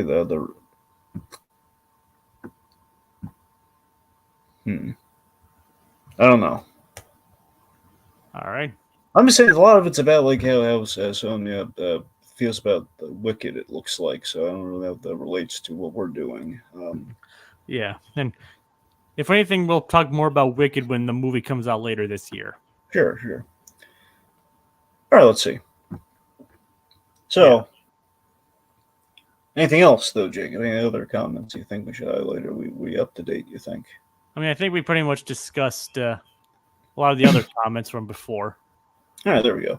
All right, so it's like the hot air balloon.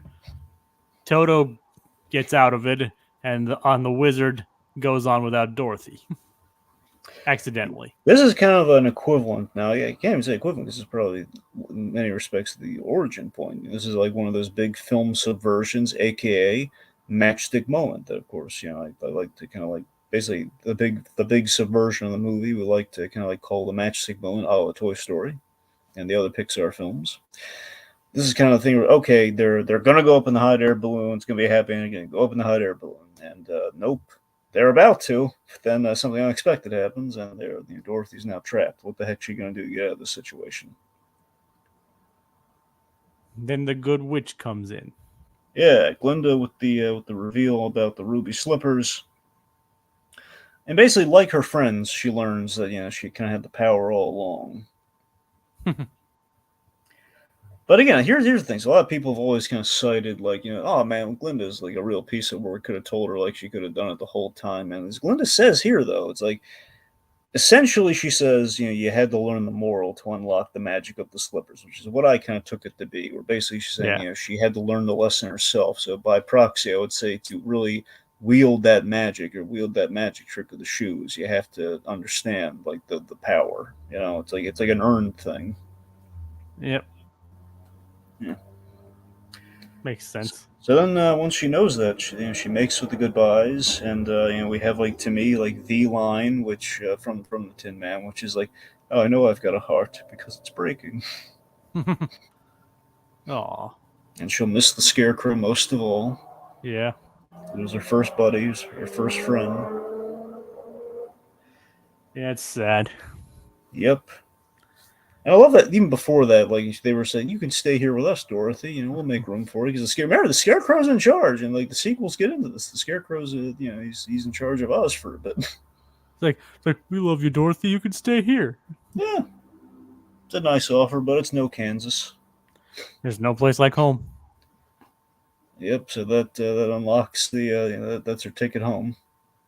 Yep. Click the heel 3 times. There's no place like home. Yep. So then she Wait, she wakes up in Kansas. Yep, she wakes up in Kansas, and we have our farm hands. Back in sepia land. Yep, back in the land of sepia, we go full circle with the sepia. Oh yeah. And the farm hands are there to greet her. It's like, you were there, and you were there, and you. So yeah, this is kind of a nice, it's a thing of like the whole. Was it all a psychological journey inside the dreams of Dorothy Gale, or was it kind of like a magical return and reset to things? Like, did she end up back, like back in the house and like asleep, or just kind of like was the moment like sent right back to where you came from? We don't know. We don't need to know. All we need to know is that there's no place like home. And wonder what exactly is going to happen to Toto now that they're back in the real world.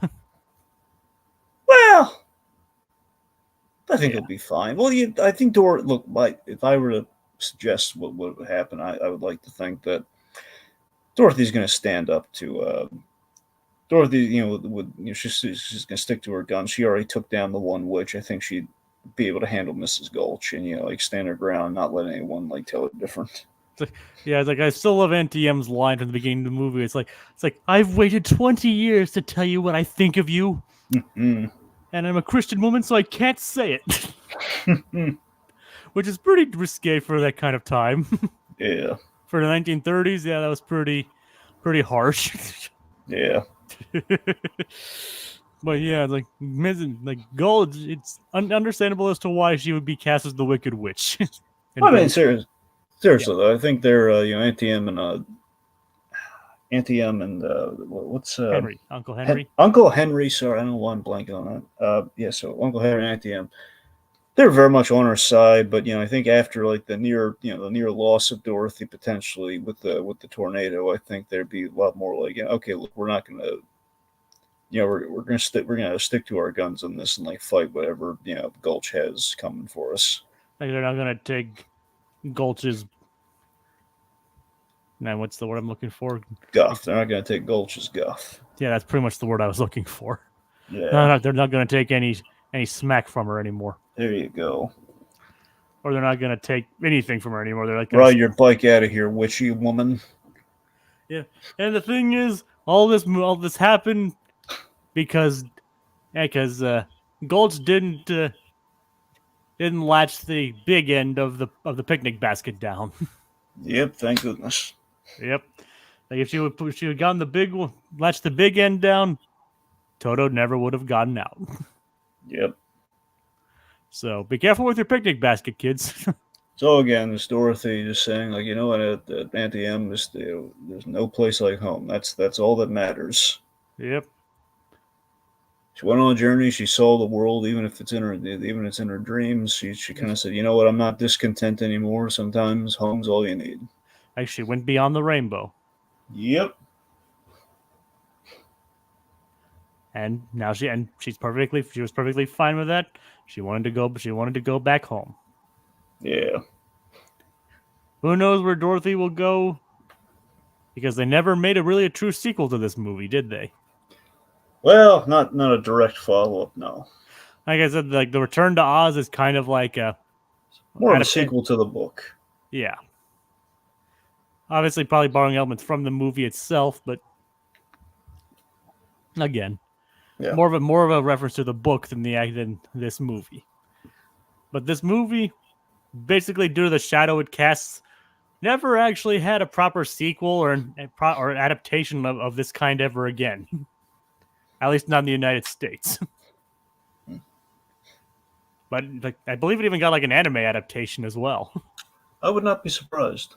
which I think they even like did follow some of the stuff this movie did. So that tells you how reaching this movie, how much of a reach this movie has. It colors even adaptations that are closer in tone to the original L. Frank Baum novels. Yep. So yeah, this movie's like it's a towering achievement, one of the greatest, basically considered to be one of the greatest American films of all time, and for good reason. Any close? Hey, sorry, Jake. Go on.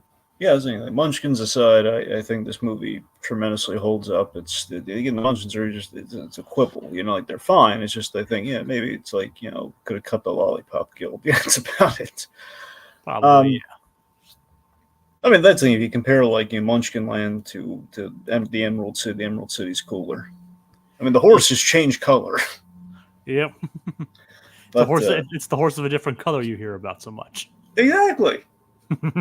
So I got a lot of fondness for the film. How can I not? I can't visit my folks without seeing Wizard of Oz stuff all around the place. It's a special movie. It's incredibly important. It's like it's the first. It's like practically introducing color to film as we know it practically. There's something just kind of nice and unspoiled about the film, despite all the dark and horrible things that happened during the production of this film. The thing is, it's a miracle the movie got out the door. And again, even this, it kind of shows that even amidst like the dark tornado of the making of this film, there's still like a glorious shining rainbow that came from it and is given voice by the wonderful Judy Garland. So there's no one involved in the making of this movie is alive anymore. Yeah. But they live on because of this movie. Exactly. And then again, it's knowing the production or not knowing the production, is taking what the end result is, just taking this film. It's something I think anyone can enjoy. It's essentially it's a fantasy movie. It's not. It's a fantasy. It's like a fantasy in its purest form. Exactly. It doesn't. You can watch it. Any generation can watch it. And just being kind of the period thing that it is. I mean, it's probably a good idea to have them watch it young to develop an appreciation for it. But even or if you're just a fan of film in general, this is like a must-watch. As I'm saying, the songs are great. I mean, Somewhere Over the Rainbow. Again, it's like the original "I Want" song. It's like the AFI even ranked it as like the greatest film song of all time. There you go. It's beautiful, much like the film. And again, it's a great story about kind of friendship and kind of good triumphing over evil. There's this. It's got everything. It's the building blocks. It's the foundation of film and what you want from film. It's tremendous. It's everlasting, and it's never going to go away. 85 years to the day proves that. Yep, like I said, 85 years ago, the audiences were wowed by this movie, and I don't think that's changed even in that time. Yeah, that just gives you like a testament to the power this movie has. Whereas like nowadays, you watch a movie and you're like, oh, you know how they did that, but you realize that this movie was made in the 30s. You're like, how did they do that? Right, Dragon? Yep, they just don't make them like that anymore. I mean, they try, but they can never do it. Some of them probably for the best. Like, obviously, they can do snow a lot safer now than using asbestos, and obviously, they can do have more convincing costumes that actually are safe for the actors to wear. Well, at the very least, they have like silent air conditioning. That's the main thing. Yeah, that's like the biggest innovation.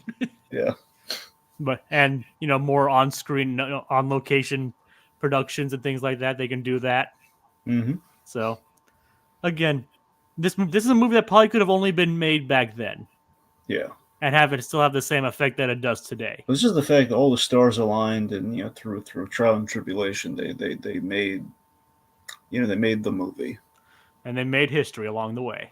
Yeah, in following the Yellow Brick Road, and they went to see the wizard. Yep, had it in them all along. Exactly. And I think that's a good place to end. What do you think, Dragon? I think so too. Let's thank the folks for tuning in. All right, thank you. Sonia Pantoja, Little Blue or Eli, Teddy, Claude, Code Geass. We had LEB and Theme Park Priest as well. And Amanda Cresswell. Yes, who left comments before the show began. I don't think she stayed, but Yep. But thank you anyway, Amanda, for hopefully tuning in and watching this. Right. And see you all over the rainbow. There's no place like home. There's no place like home. There's no place like home.